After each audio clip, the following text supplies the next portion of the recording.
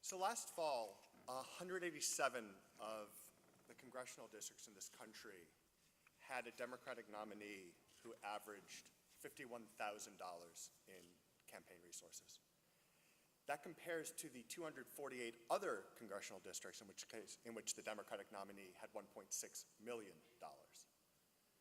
This is the end result of a two-decade focus exclusively on swing district targeting, focusing all of our resources on races we think we can win. But this strategy, if we can really call it a strategy, ignores three basic facts. The first is that the Democratic Party's mission is to maximize voter turnout. And if we maximize voter turnout overall, we will win more elections. The second is the economic principle, the law of diminishing returns. The first dollar you spend on getting out the vote will turn out more voters than the last dollar you spend. So the last $500,000 you spend on a swing district won't get you as many overall voters as the first $50,000 or $100,000 you spend on a race that had no other resources. And the third is that no election occurs in a vacuum. We understand this when we talk about presidential politics. We count on presidential campaigns to turn out down-ballot voters. But the reverse is just as true.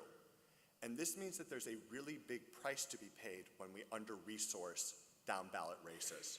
Specifically, if these 187 forgotten Democratic districts had simply performed at an average rate, if they turned out their partisan voter index number of voters, we would have Hillary Clinton in the White House, and we'd have a Democratic Senate today, which means we'd have a Democratic or progressive Supreme Court. It's nonpartisan.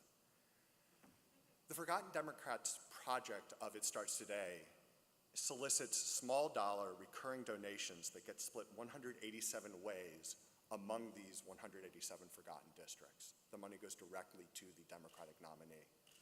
But what we need your help with is the resources to reach these subscribers. And the really good news is that every dollar you give us should turn into $20 for Democrats in 2018.